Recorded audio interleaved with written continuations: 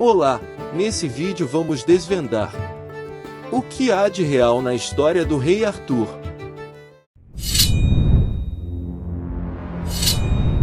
Tintagel é um vilarejo isolado no sudoeste da Inglaterra.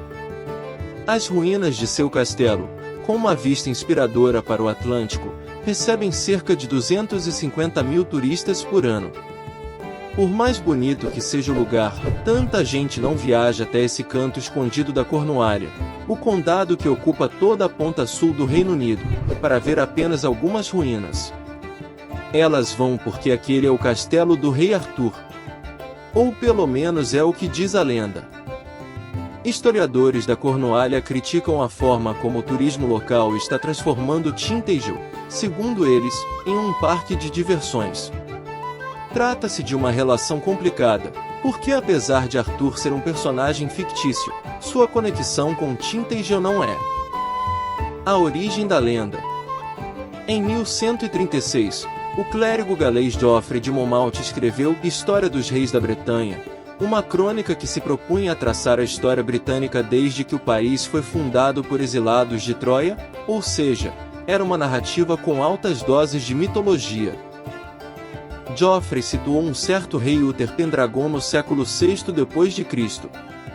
Segundo o autor, Pendragon, com o auxílio da magia de um mago chamado Merlin, se fez passar por um duque para entrar em seu castelo, em Tintagel. Uma vez lá, ele enganou a esposa do duque, Igerna, ou Igraine. Dessa relação, nasceria Arthur, o mais famoso dos homens. Foi a primeira vez que a lenda foi associada a Tintagel. Mas ela é bem mais antiga. A figura de Arthur já aparecia na poesia galesa, mais de 500 anos antes, como um herói que liderou os bretões contra os invasores saxões. O poema Wai Gododin, feito em algum momento entre os anos 540 e 640 d.C. Por volta de 830, um monge chamado Nênio descreveu a saga de um guerreiro chamado Arthur, que liderou 12 vitórias contra os saxões.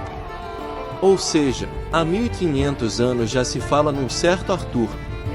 Mas foi a obra de Geoffrey, no século XII, que lhe deu outra dimensão, e muita gente comprou a história.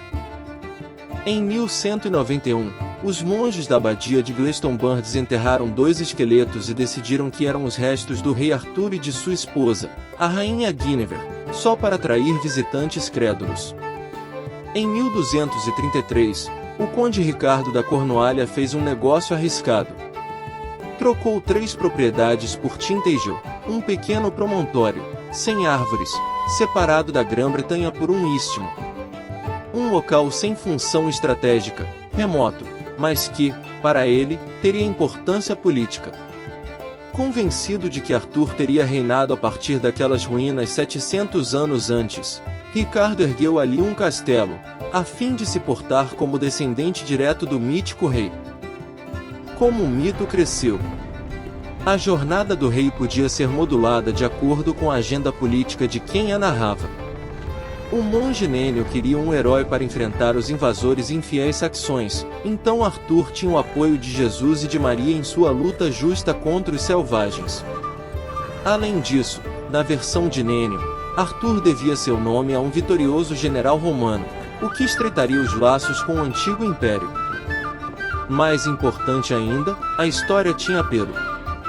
Geoffrey introduziu elementos que fazem parte até hoje do enredo, como o mago Merlin, inspirado em antigos profetas galeses, uma espada mágica e a terra mítica de Avalon. Versões posteriores deixaram o universo mais rico e adicionaram os cavaleiros da Távola Redonda e o triângulo amoroso em que Arthur, Guinevere e Lancelot se metem. A espada mágica ganhou um nome, Excalibur, e uma história própria, presenteada a Arthur pela Dama do Lago. Algumas versões dizem que é a mesma espada encravada na pedra, mas outras, mais tradicionais, as tratam como armas diferentes. O mais importante desses autores que incrementaram o folclore arturiano foi o poeta francês Chrétien de Troyes. No século XII, ele adicionou à lenda Sir Lancelot, o Santo Graal e o Reino de Camelot.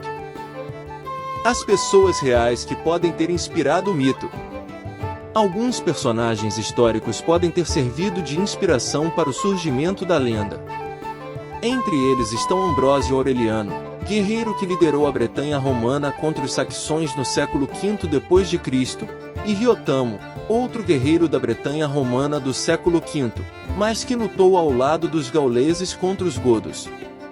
Ainda existe uma outra versão que poderia ter inspirado o mito do rei Arthur, onde ele próprio seria descendente de uma família do Império Romano, os Arturos, que teria dado origem ao seu nome Arthur, mas que também, como as outras, são muito difíceis de serem provadas.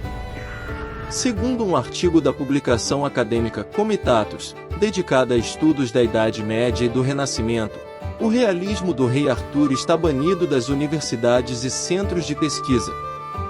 Vive apenas onde a ficção pode brilhar, livros para o público geral, filmes, videogames e qualquer outra mídia em que o mítico guerreiro desfila suas histórias mirabolantes.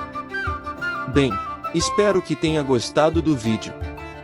Não se esqueçam de deixar a sua opinião nos comentários, o seu like e se inscrever no canal. Valeu e até mais!